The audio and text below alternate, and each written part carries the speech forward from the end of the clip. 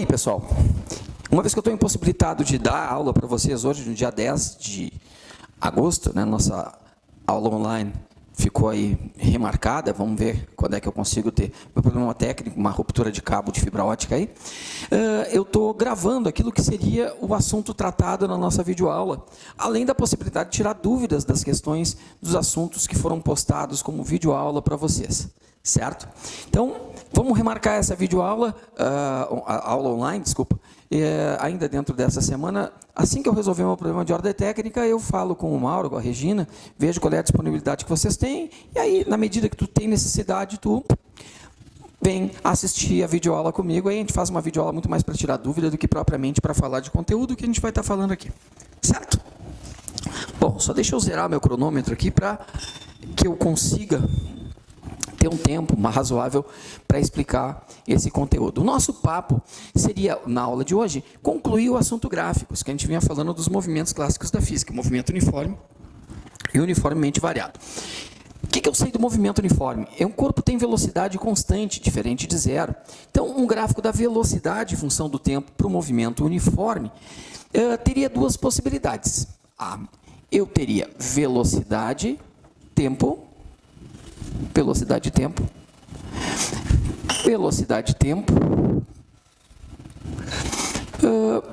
com velocidade constante positiva ou negativa.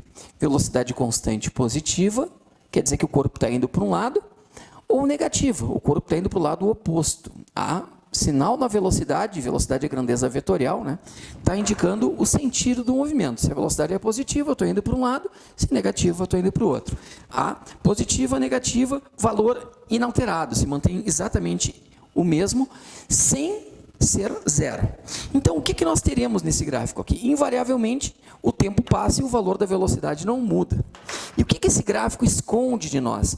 A área que a gente obtém da figura, né, geométrica que a gente obtém, projetando o segmento de reta sobre o eixo do tempo, a área desta figura aqui,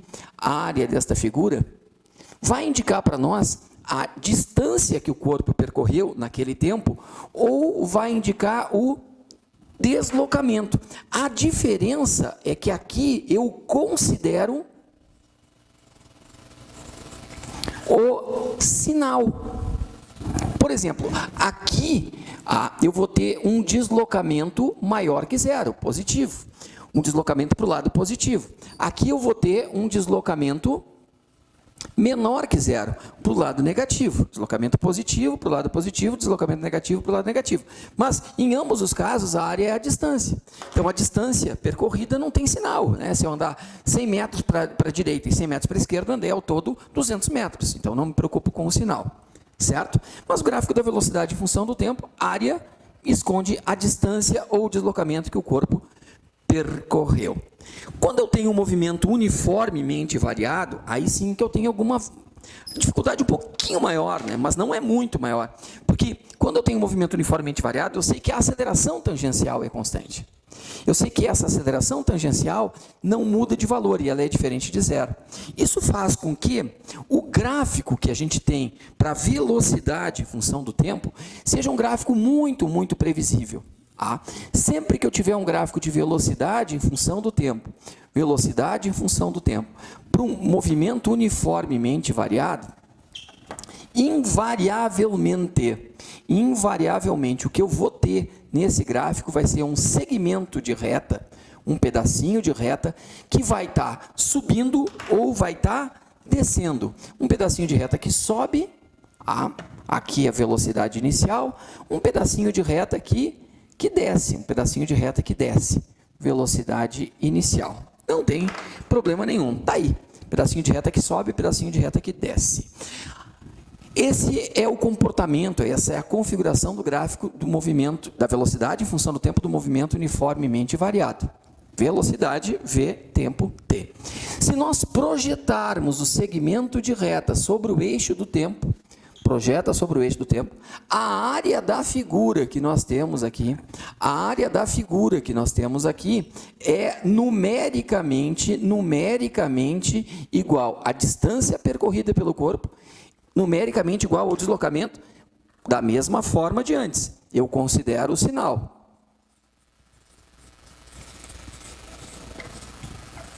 Eu considero o sinal, certo? Considero o sinal. Considero o sinal para o deslocamento. Agora, cuide o seguinte. Há uma informação nesse gráfico que não é explorada no gráfico do movimento uniforme. Aqui nós temos uma reta que sobe e uma reta que desce. Esta reta tem, então, uma declividade.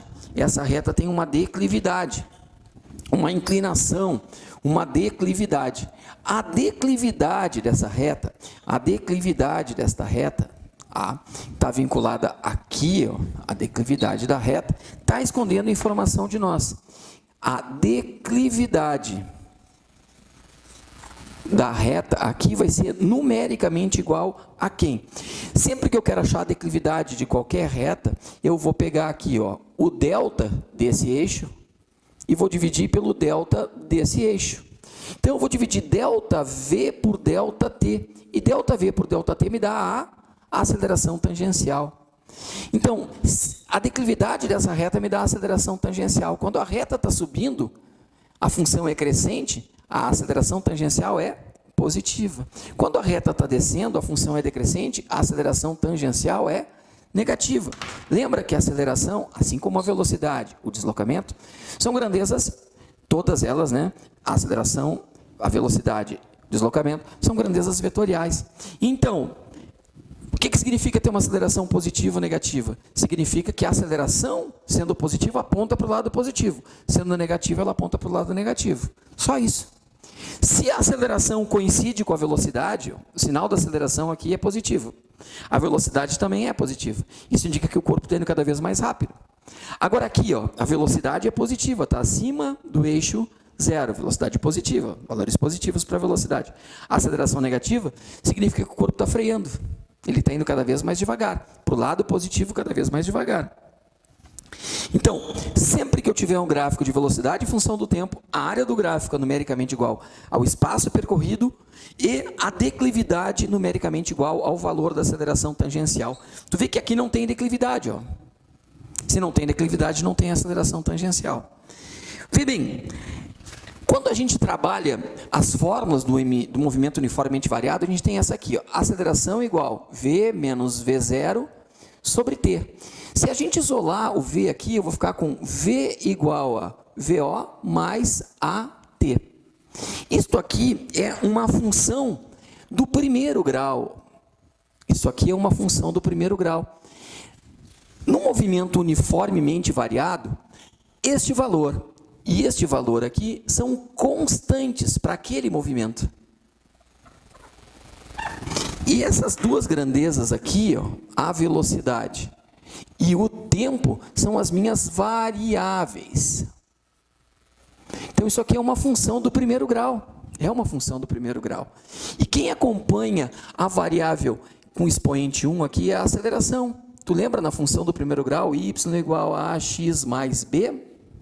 Quem acompanha a variável do primeiro grau aqui é a declividade. Então, a declividade aqui está me dando a aceleração, certo? Isso aqui é chamado de função horária do gráfico V vezes T, certo? Legal, a partir daí a gente pode resolver questões que venham a envolver velocidade em função do tempo. Te liga aí, traz as dúvidas, apresenta as dúvidas para mim, segue que a gente vai falar ainda mais do gráfico da aceleração em função do tempo, tá bom?